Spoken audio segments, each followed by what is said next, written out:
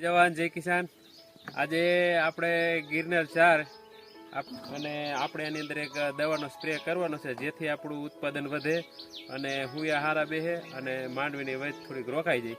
તો પહેલાં આપણે પંપ ભરી લઈ, બરાબર છે, પાણી ડબલું નાખી જ દેવાનું। પછી જે આપણે દવા છાંટવાની છે ને, તો એ દવા છે કલતાનભાઈ બતાવી દે, બરાબર છે, રેડી।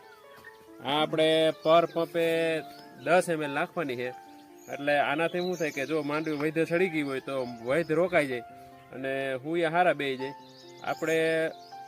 આપણે જો કે જે વધારે ઉફળી માંડવી હોય ને એની અંદર ઉપયોગ કરીએ તો વધુ સારું રહે।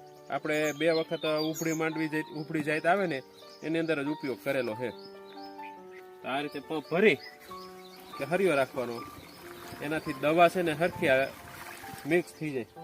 અને પહેલાંના તમે જોયા આવે કે જૂનવાણી પંપ આવતા, એની અંદર આપણે દાંડિયાવાળા પંપ આવતા, એની અંદર ઓલું સિલિન્ડર આવે ને એની અંદર જારી આવતી કે દવા હેરફેર કરે કે દવાનું રિઝલ્ટ સારું મળતું। પણ આપણે હવે શું છે, પંપ ભર્યો, ખંભે ચડાવ્યો ને દવા મારતી હતી। આપણે એવું છે એવું નહીં કરવાનું।